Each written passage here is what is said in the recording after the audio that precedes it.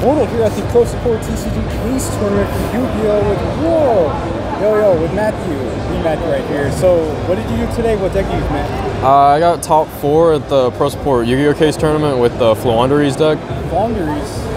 Oh, man. What made you decide to play this deck post BODE, man? Honestly, I was like playing around with the Sword Soul deck, and I was playtesting with TW, and he was just clapping me.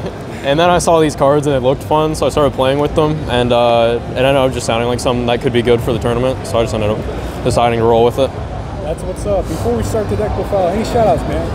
Shoutouts to the Team Epic, obviously. Shoutouts to Team BORTLE. Shoutouts to TW for talking to me about the deck. No one else would. Shout out to the boys in Lubbock. Guess that's it. That's what's up. Well, take it away, man. All right. So it's a level 1 deck, and this is like the starter. It's like Robin. It whenever it's normal summoned, it searches a level 4 or lower winged beast monster, and all of them have the effect that immediately after whatever their first effect is resolves, you can, after it resolves, normal summon another winged beast, and whenever they leave the field, they get banished.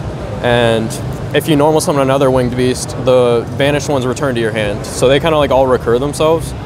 But this one's first effect is pretty much Rhoda for any level 4 or lower winged beast. It's like the best starter.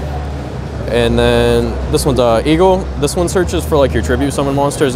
When it's normal summoned, it searches the level 7 or higher winged beast type monsters, and I'll get to those in a minute. But this is like the second best one. And this one's the Ostrich. It's a DD, whenever it's normal summoned, it's a DD Crow for either player's graveyard, which comes up just to like recycle your own cards, because like with this one, the Toucan, this one adds back banished Floowandereeze cards to your hand, and then again allows you to get an extra normal. And that's it for the like actual Floowander cards. And then we played the one Wind Barrier statue for like the end board to pair it with the M-Pen. The M-Pen, whenever it's tribute summoned, you search a Floowandereeze spell or trap from your deck, and its other effects are that while it's on the board, your opponent's face-up attack position monsters or special summon can't activate their effects, and if it battles, you can banish a card from your hand to half hit your opponent's monster's attack at the start of the damage step. And then for the other tribute summon monsters, it's we got Apex Avian and Mega Ryza. We talked about cutting the Apex Avian, but the card was actually like insane. I think I probably ended up summoning it more than the Ryza, but Apex Avian is just a negate, and Ryza is just you can target a card in the graveyard and a card on the field and put them both on top of the deck, and if you used a wind monster tribute summon, you can target an additional card on the field, but it goes to the hand. And that's it for like the main, like the winged beast monsters. For the only hand trap in the deck, it's 3D Shifter.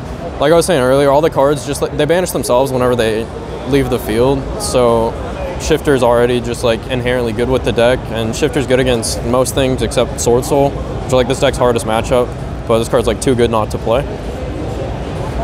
And that's it for the monsters. For the spells, we have the Field Spell. The Field Spell is like the best Floowander card. During your main phase, you can reveal one of your level 1s that you have and banish one with a different name from your deck, and then immediately after, normal summon the one that you revealed. So it gives you like an extra normal summon on top of searching out another one, because it'll just add the other one back to your hand. And on your opponent's turn, whenever they normal summon, it allows you to normal summon. So whenever you recur them back to your hand on your opponent's turn, if you have the Field Spell up, you can just do a whole combo and summon another tribute summon monster and like rise of them on their turn, or something like an Apex Avian.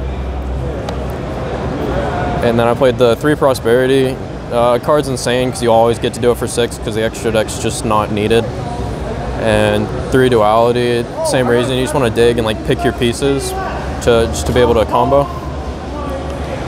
And then I played a 3 Book of Moon because this deck just absolutely folds to Imp and Veiler and like anything that like targets to negate stuff. And I mean, it's an okay going second card, along with 3 Storm. Whenever me and Taylor were talking about the deck, we were trying to figure out, this was originally just Ash, but we were trying to figure out like what the easiest way to beat back row was. and like Storm just sounded good because it can hit the like decks that actually summon like monsters and everything too. And every time I drew it, it was crazy. So it panned out for the tournament. And then the 3 Chalice, just a good card. And the 1 continuous spell. This card's like, it's like Stormforth, but you can use any one of your opponent's cards instead of their monsters, so you can like tribute their spells and traps. And it has the second effect of the card is kind of like Cosmo Tower. You can shuffle back Winged Beast up to 2 and then draw that many cards. This card came up a couple times, but and then for the 1-ofs for spells, it was Gold Sark, Called by, Terraforming, and mine. This was originally just like not in my list. I wanted to play Set Rotation and Magical Midbreaker Field just because it's another way to the field spell to get you to be able to play, and Midbreaker helps with the whole like losing to Imp Veiler kind of thing. But we couldn't find it, so it was the yeah. Shout out Joey. Mine did good in top 8. And then the 1 trap in the deck is the Floowandereeze trap. Basically, it's immediately after this effect resolves, you can normal summon a Winged Beast from your hand. So you can activate all their effects, so like whenever you set up the Penguin on your turn, it adds like these 2 back, and you'll be able to normal summon. You can normal this one, search a level 4, normal the Eagle, search out like your Mega Ryza or your Apex Avian, and then summon it on their turn as another interruption. And this card also has another effect whenever it's in the graveyard. You can banish it whenever you tribute summon a level 7 or higher Winged Beast monster to Book of Moon your opponent's board. Yeah, that's crazy. And that's pretty much it for the main deck. It was 40. Oh, nice. Perfect 40. Yeah. The only thing that we were talking about changing is like playing one more of the 1 guy Ostrich, just as like another name to be able to play. Because like not drawing names, you can't do anything. And for the side deck, we played the 3 Cosmic, because like I was saying, back row is scary. The 3 Dark Ruler, and 3 Judgment. The Judgment was just because we wanted something to stop like the good go second cards like Ruler and what's it called, like Evenly Storm, all that. So the board's like really susceptible to it. And card was insane when I drew it. And then the last 6 cards are a bunch of 1-ofs, Macro and Defissure, because the deck doesn't care if anything gets banished. Reboot because traps are hard. Heartbeats because traps are hard. Order because spell cards are good. And Dark Samorg, shout out to Robert. Didn't side it in like at all, but in theory it sounded cool. It just like turns out your opponent can't set cards, so against trap decks, like I don't know what they do. And that's pretty much it for the side deck. And normally monsters don't really hit your graveyard, so how do you normally summon that? You tribute summon it? Or? Yeah, you just tribute summon it. Because you can search it off the Eagle. And for the extra, like I was saying, the extra prosperity targets, right? Yeah, it's pretty much just prosperity targets. I actually went into the extra deck once, but all of the Floowandereeze monsters say after you use their effects, you can't special summon monsters for the rest of the turn.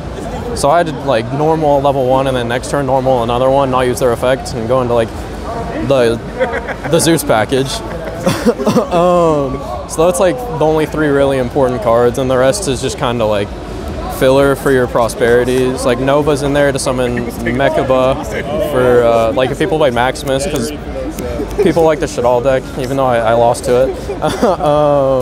The 1 Entis, Anima, it sounded like it could be okay. Omen, same thing, you could send it if they Maximus you.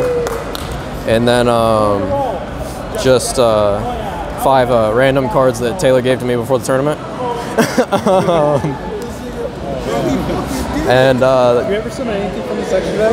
I summoned the Zeus cards and Mechaba. Let's go. Nice. No, but otherwise the rest of it was just food. Light machines for you. Yeah. That's pretty much it though. Hey man, congrats on getting top 4 with this deck, dude. Oh, I appreciate it. Unless you're not part of BORTLENATION, subforbortle. It's how you say it's free. Oh god. Yeah.